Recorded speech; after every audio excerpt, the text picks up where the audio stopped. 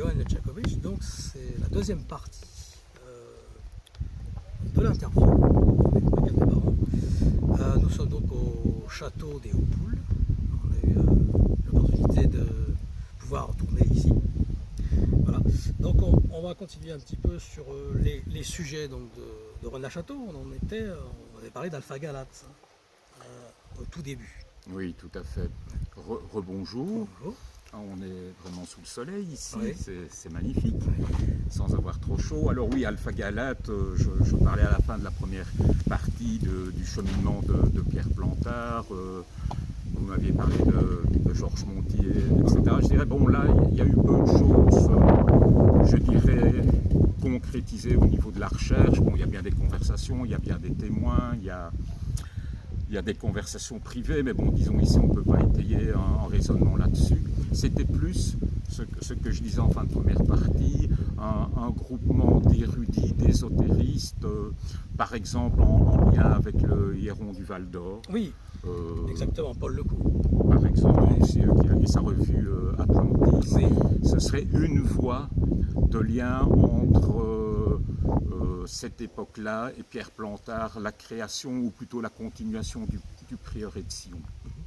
Et il y a le lien aussi avec, en parlant d'Atlantis, de Eugène Cancelier, tout ce lien avec aussi le mystère des cathédrales, avec Philippe Cadelli, Oui, toute cette période-là aussi. Tout à fait, pour autant qu'il ait existé, on est Pour dans autant cette qu'il ait existé. mouvance, mais qu'il est quand même assez difficile de préciser. On a certains livres qui ont investigué d'une manière sérieuse et érudite. On a quand même peu d'informations, puisque même Fulcanelli, encore aujourd'hui, on a des pistes, mais même a-t-il existé Ça peut être Champagne ou ça peut être Cancelier lui-même. Par exemple, Ouais. tout à fait. Ça Julien tombe Champagne. étant déjà énigmatique en tant que tel. Et donc l'Héron du Val d'Or, qui est situé à Paray-le-Monial, ça t'a intéressé aussi, cette recherche? Ça m'a intéressé, j'ai lu quelques livres ou articles, hein, parce que c'est rarement tout un livre. Et disons, je dois encore y passer pour un reportage, donc j'aurai plus d'informations parce que j'aime bien découvrir par moi-même et reprendre ce qui a été écrit d'érudits sur le sujet. Quel a été ton point de vue sur justement, il y a eu la réédition là, la clé du royaume des morts d'Alain Féral, Oui. à un prix modeste, hein, parce que maintenant il est un peu inabordable au niveau du prix. Enfin, l'original. Hein, La réédition de Lisa parle de ça, oui, mais sortir, il y avait les cahiers avant, il y avait oui, 4 voilà. cahiers, il y avait 4 exemplaires, effectivement. Et ceux-là sont vraiment introuvables. L'édition Bélisa n'ont pas encore la trouver sur le net et faire de bonnes affaires, mais il faut chercher. Ou sinon, la moyenne, c'est entre 150 et 500 euros. Mais d'arriver de la trouver bien meilleur marché. Sur eBay, je l'ai même vu à 900. Ah voilà, donc j'avais fait une moyenne. Donc, son approche, par exemple, c'est un arpenteur, hein, il a vraiment tout mesuré un peu partout. Son approche un peu de l'échiquier, c'est-à-dire le noir et le blanc, même sur les photos, des fois la Bessonnière est en noir, Amarie-Denardo est en blanc, on voit deux aspects des tours. Quel est ton ressenti ou ton avis par rapport à cette théorie du noir et blanc, justement? Eh bien, puisqu'on parlait de la clé du royaume des morts et tout ça, je vais reprendre le travail là, concrètement d'Alain Féral, qui parlait d'une église reproduite limitrophe à l'église réelle, donc d'une manière générale pour les habitués, le jardin du Calvaire, le jardin de la Vierge, où tout était symétrique. Donc là, il y a quand même quelque chose d'interpellant, que ce soit quasiment au centimètre près qu'il y ait ce double inversé. Alors au niveau des couleurs, il y a certainement, puisque d'autres comme Jean-Pierre Garcia ont fait une étude du domaine, le renvoyant dans la vallée du Bézis. Que j'ai eu une interview d'ailleurs récemment, Jean-Pierre Garcia, salutations. Bonjour Jean-Pierre.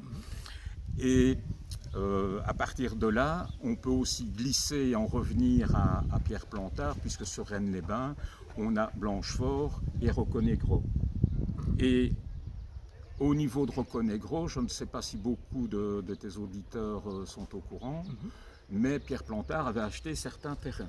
Oui, exactement. Donc la fumisterie, si elle existe à 100%, et c'est ces éléments glanés petit à petit qui m'ont fait changer d'avis, comme j'en parlais tout à l'heure, je ne vais plus reprendre le cheminement, m'ont fait dire que bon, quelqu'un qui achète des terrains, même si ce ne sont pas des terrains exploitables au niveau des habitations, pour ceux qui connaissent Rocco-Negro, c'est sur la route quasiment de Blanchefort, la promenade est magnifique, il y a des mines aussi, notamment près de Rocco-Negro, à découvrir, ne fût-ce que dans un premier temps pour leur beauté. Il y a tous ces éléments inversés, effectivement, qui me font dire que là, il y a certainement une étude à réaliser, étude qui avait commencé également Alain Ferral dans Clé du Royaume des Morts. Très bien. Alors, chose intéressante, l'affaire commence à Gisors aussi, avec ce fameux coffre. La légende, en fait, des fameux coffres. Avec Lemoy, Roger. Avec Roger Lemoy. Et Roger Lemoy, c'est ce qui a amené De Sède, justement, avec sa rencontre, à l'affaire de Rennes-le-Château. Tu t'es intéressé, du coup, à Gisors aussi. À Gisors, effectivement, et assez tôt, dès le début de ce siècle, avec d'autres chercheurs, d'autres érudits, notamment le Mercure de Gaillon. Oui. Donc Thierry Garnier, ouais. Parce qu'il a quasi un homonyme. Donc de Gaillon, qui avait étudié pas mal et qui continue à étudier le sujet, qui habite toujours Gaillon. Et à plusieurs, on était allés au château de Gisors découvrir. Bon, il y avait d'autres personnes, on était un petit groupe bien sympathique. De chercheurs, n'ayons pas peur des mots. Et là, effectivement, j'ai lu le numéro du Charivari aussi, tu en parlais, consacré à Gisors, puisque tu faisais référence à un autre numéro. Les Trésors Templiers, oui. 74 aussi, et il y a aussi sur Argénie. Oui. Il y a Argénie, et justement, mon grand-père était dedans, avec Brailleur. D'accord. Oui, on en a déjà un peu échangé. Et sur Gisors, effectivement, ce qui est intéressant, c'est de connaître le cheminement. Et à la fin, des Templiers sont parmi nous de Gérard de Sède. Il y a pour la première fois peut-être Plantard qui se manifeste. Hein? Bon, il ne signe pas, après on saura que c'est lui, mais c'est sans doute le premier texte de Pierre Plantard. Donc on voit que bien avant, quelques années en tout cas, 3 avant Rennes-le-Château, il y a déjà une collaboration effective entre Gérard de Sède et Pierre Plantard. Il y a déjà une volonté de tracer un cheminement ésotérique au niveau de la France, d'une France qu'on pourrait qualifier de sacrée. Donc effectivement... La mission de la France. Oui, tout à alors c'est encore beaucoup plus certainement au niveau de la tâche, de la mission sacrée de la France, fille aînée de l'Église, etc. Et pour continuer sur Gisors, effectivement, Roger Lemoy a été assez dénigré, décrédibilisé par tout un pan d'historiens avérés. Mais ce qui est intéressant, et là je ne peux que vous renvoyer aux travaux du Mercure de Gaillon, Thierry Garnier, qui a réalisé un travail vraiment de fourmi, d'érudit et également d'archiviste pour retrouver de véritables documents bien avant Roger Lemoy. Maintenant, cette chapelle Sainte-Catherine, de mémoire, Sainte-Catherine. Voilà, à part lui, selon ses dires, personne ne l'aurait vu. C'est intriguant quand même parce qu'il y a eu la campagne de fouilles officielle du ministre de la Culture de l'époque, André Malraux. André Malraux, oui. Donc, il y a eu quand même des fouilles pendant un moment. C'est attesté. Maintenant, ils n'ont rien trouvé, mais bon, on ne déplace pas comme ça le ministre de la Culture et des unités du génie de l'armée française simplement sur un bruit de couloir, sans jeu de mots. Même Lemoy a eu beaucoup de soucis, parce qu'il était résident donc, justement à Gisors, et le maire l'a mis dehors. C'est l'œuvre d'un fou, ça a été compliqué pour lui. Oui, c'est ça, il a été dénigré, c'est vrai qu'on l'a renvoyé de son poste, effectivement, de plus ou moins de gardien du château, de jardinier, etc. C'est comme ça d'ailleurs qu'il aurait découvert un début de souterrain, et puis qu'il aurait passé vraiment ses nuits, des dizaines de nuits à creuser, jusqu'à atteindre cette fameuse chapelle avec les sarcophages de Templiers, effectivement, selon ses dires. Et donc dans le mythe de Pierre Plantard aussi, il s'est appelé Saint-Clair par rapport à Roselyne. Donc il y a tout ce mythe-là, justement intéressant. En fait, on passe du réalisme magique de Chérizet mais au fait qu'il y ait des terres quand même, et donc il y a quand même du concret et du dur.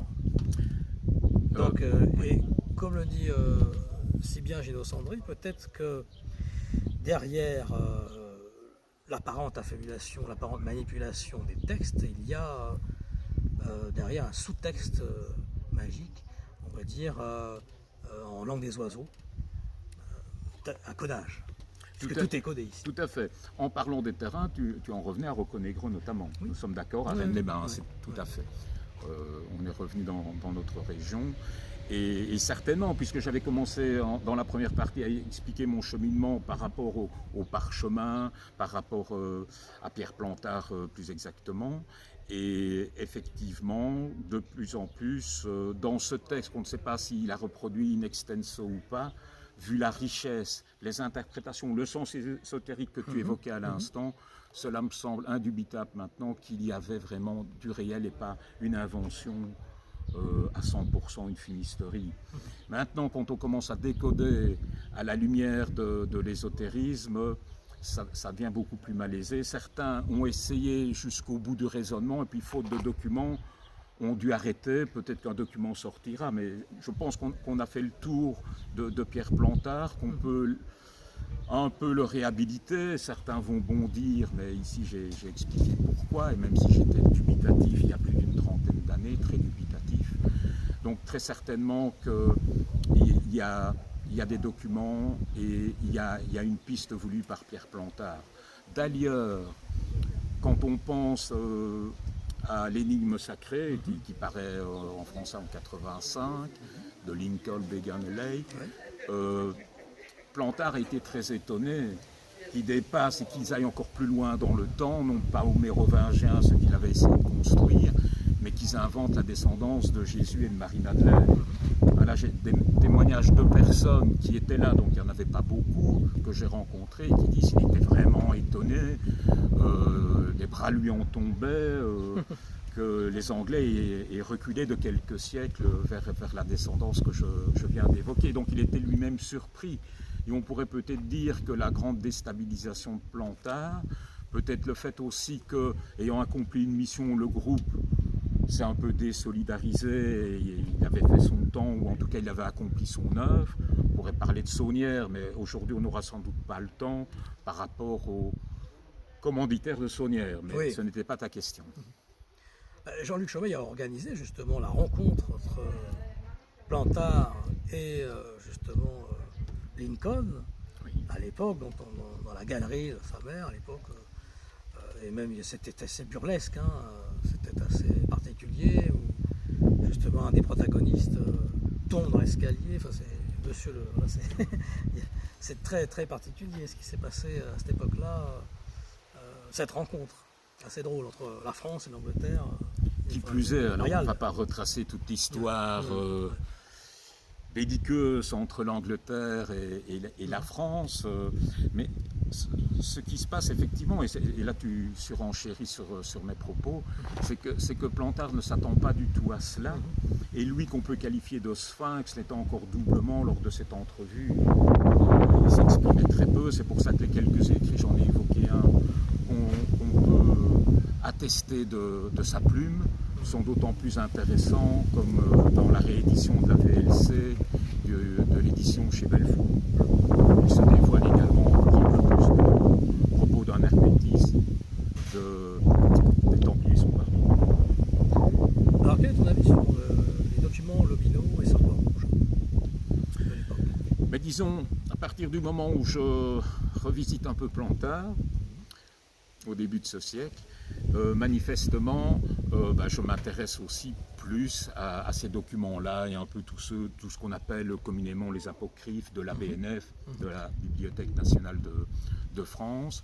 Et ce sont pour moi les mêmes petits cailloux qu'a essayé de semer Plantard, donc c'est sans doute lui ou de Chérizet qui a dû déposer ces documents pour qu'ils puissent être antidatés et qu'ils puissent nous amener dans la région, qu'on puisse mieux cerner le lieu et peut-être de Rennes-le-Château descendre pour trouver la réponse ou une des réponses, parce que pour moi il y a plusieurs mystères, on ne sait pas on aura peut-être le temps d'en parler, mais un des mystères premiers de Rennes-le-Château qu'on va trouver à Rennes-les-Bains.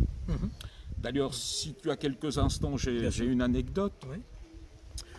Je parlais dans la première partie que j'avais contacté des bouquinistes parisiens, et lors d'un de mes contacts, je tombe sur un compatriote, je ne citerai pas le nom, peu importe, mais qui était bouquiniste, et on se rencontre 2 fois à la brasserie Saint-Michel à Paris en l'espace de 2-3 ans. Bon, à l'époque, lui était très au fait de l'énigme, même parlant à demi-mot. J'ai retenu son conseil essentiel et il me l'a dit lors des 2 entrevues et plusieurs fois en donnant des exemples. Ne reste pas à Rennes-le-Château, descends à Rennes-les-Bains pour la résolution de l'énigme. Et je dirais que depuis 20 ans, ça m'est toujours resté un peu dans le creux de l'oreille, c'est ce que j'ai tendance à faire de plus en plus. D'ailleurs, un des premiers livres sur Rennes-les-Bains, c'est Voyage à Rennes-les-Bains. De la Buisse Rochefort. Voilà, oui, tout à fait. Un livre plutôt un carnet de bord de vacances, dirions-nous aujourd'hui. Effectivement, celui-là aussi, là, il était assez introuvable. Il a peut-être été réédité. Il y a tellement de maisons d'édition maintenant. Le livre, justement, La Cité des chariots, donc 1880, Louis Fédier. Ça t'apportait quelque chose, enfin, je veux dire, bon, c'est les premiers livres, c'est les premiers sur la Rennes-le-Château. Oui, c'est parmi les premiers. Ouais. Et effectivement, ça a été exploité dans la cité du chariot de Jean Blum. Jean Blum, dont on va fêter, ou commémorer plus exactement, le 10e anniversaire de sa mort en septembre de cette année, soit dit en passant. Jean Blum, originaire de Quillan.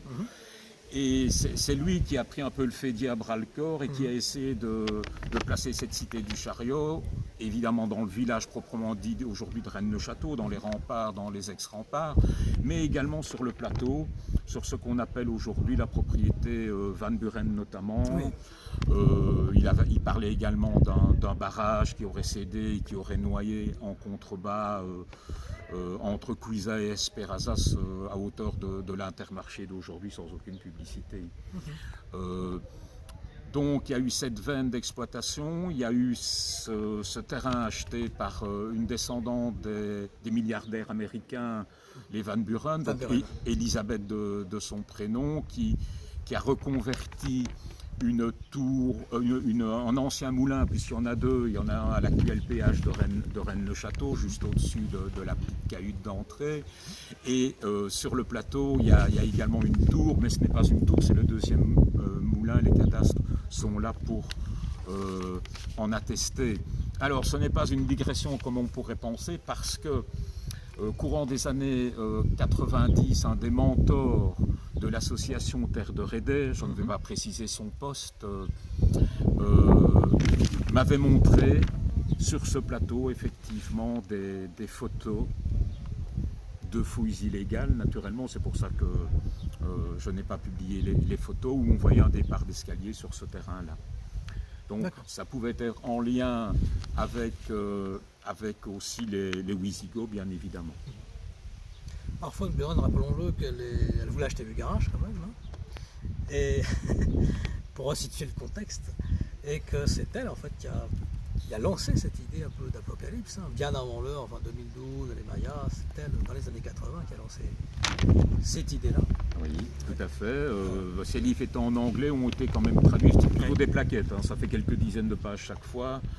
Il y avait également le Phénix de mémoire avec toujours une couleur connotée naturellement en référence à l'alchimie, tout à fait. Un titre avec le monarque de mémoire. Une chose intéressante que j'ai faite, c'est cette fameuse fontaine aux 4 lions, qui peut-être symbolise justement les 4 lions de Judée.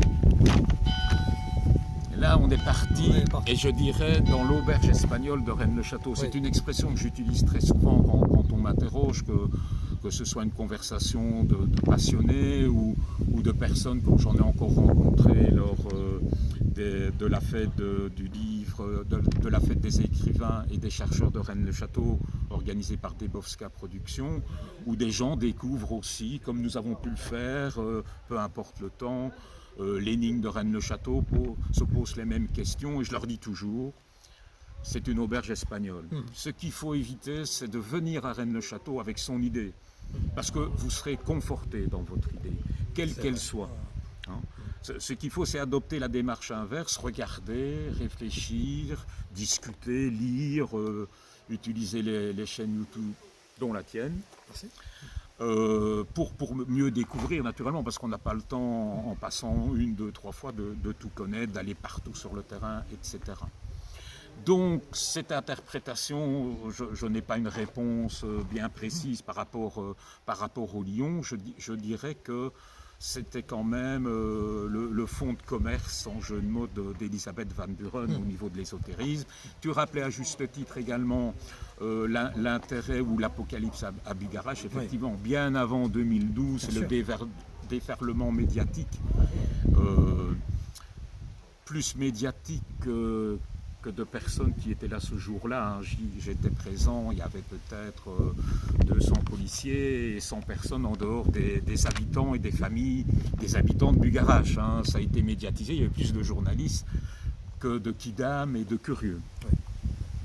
Et aussi dans tout ce mythe-là, il y avait Jimmy Dieu et Jean de Régny aussi, qui ont contribué un peu plus. Mais là, c'est plutôt du côté de la salle. C'est de la salle, oui, tout à fait. C'est très intéressant si vous avez l'occasion de vous y rendre, un peu de découvrir. Un four à chaud a été reconstitué par l'association Salicorne, qui a remis en valeur le site avec des panneaux pédagogiques, un peu d'explications contemporaines. Donc il y a du concret, c'est pas souvent le cas dans la région au niveau des sites touristiques, c'est le cas là-bas.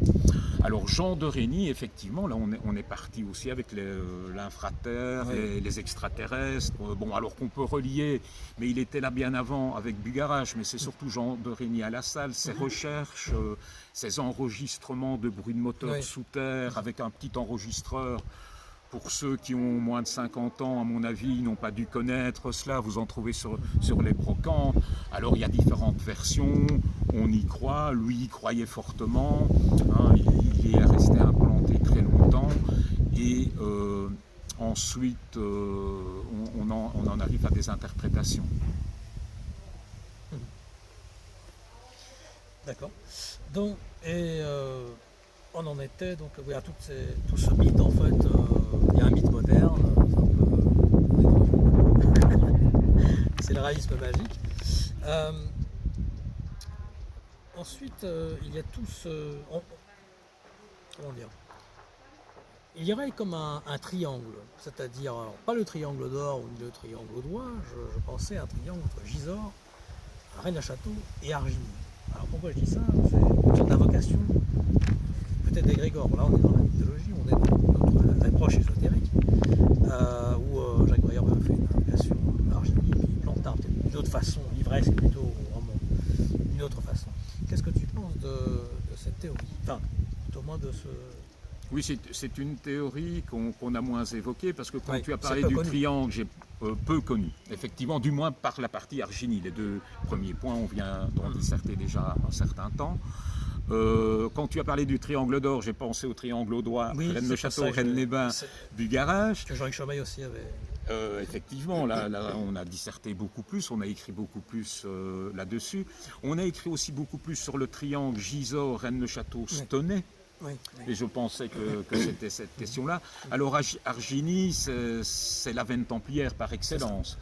Effectivement, tu l'évoquais tout à l'heure, il y a eu également Charivari, très intéressant, que je conseille sur le sujet. Je dirais la première référence. C'est vrai qu'ils ont fait un travail pour l'époque certainement d'érudit. Tout à fait, c'est bien de rappeler son nom. Mais disons ici, quels seraient les liens Templiers à Gisors, Templiers à Argigny? Alors, ce que tu veux me faire dire, et je n'ai pas investigué là-dessus, donc franchement, Templiers à Rennes-le-Château, parce que alors là, on est parti, on parlait de la salle, on a parlé et de Jean de Régny, on parlait de Bugarache, des ovnis. Là, on est parti sur la veine templière, du Bézu. Mais je dirais que même s'il y a quelques maigres arguments pour le Bézu, quelques passages de Templiers en fuite après la rafle du début du XIVe siècle, on oublie souvent, sauf Georges Kiss, Campagne sur Aude, où là, cette commanderie était attestée il y avait 12 chevaliers, ce qui veut dire des dizaines et des dizaines de personnes dans l'intendance, des hommes d'armes, des sergents, des écuyers, des valets, etc. Donc ce qui était 12 chevaliers pour l'époque, c'était énorme au niveau d'une commanderie, et ça est attesté à Campagne-sur-Aude. Que peut-on encore voir aujourd'hui? Je vous conseille de visiter l'église, qui a encore des restes intéressants. Si vous en obtenez la possibilité et la permission surtout, parce qu'il y a un cadenas monté au clocher, vous verrez, suivez mon conseil. À l'époque, j'avais mis un reportage, et pour les besoins évoqués tout à l'heure, il n'est plus en ligne, mais ce serait peut-être l'occasion de l'y remettre. Donc, effectivement, s'il y a un lien templier objectif, et là, c'est vraiment avéré, pour moi, c'est avec Campagne-sur-Aude. Oui. Alors, ici, il y a déjà eu un passage, c'est Jean de Rédin, de mémoire, qui est attesté ici au château de Rennes-le-Château.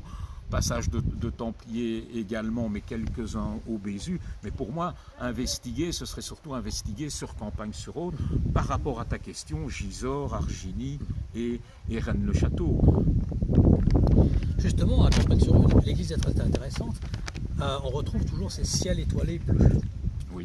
Alors notamment, bien sûr, dans l'église de Saunière, mais on retrouve aussi à Notre-Dame de Marseille, à Limoux, et donc à Campagne-sur-Aude. Donc ces églises de l'Aude tout autour ont ces ciels bleus étoilés, qui est peut-être un symbole alchimique. Oui. Alors quel est ton avis ou ton interprétation? Tout à fait. On peut continuer avec Cubières-sur-Signope, église très intéressante, et beaucoup d'autres, effectivement, ayant eu l'occasion d'en découvrir, je dirais, au moins 80% sur la région entre Quillan et Limoux, et il y en a d'autres bien plus loin qui sont intéressantes aussi. Alors, ce ciel étoilé, il faut remettre ça en perspective. Du dernier quart du 19e siècle, où dans la région, mais je dirais quasiment partout en France, on restaure les églises. C'est l'époque où la France peut encore basculer et revenir en monarchie. À la séparation de l'Église et de l'État, c'est 1905. Si on a des documents historiques sur beaucoup d'églises, elles sont restaurées. Il y a des fonds, ça n'a rien de mystérieux, parce qu'à l'époque, il y avait beaucoup de donations au clergé. Et on peut expliquer beaucoup de ces restaurations simplement par cette filière-là. Juste avant, il y a la construction dans les années 1870 du Sacré-Cœur à Paris. S'il fallait donner un exemple de don et de financement par le privé, par les catholiques, c'est bien la construction du Sacré-Cœur de Paris.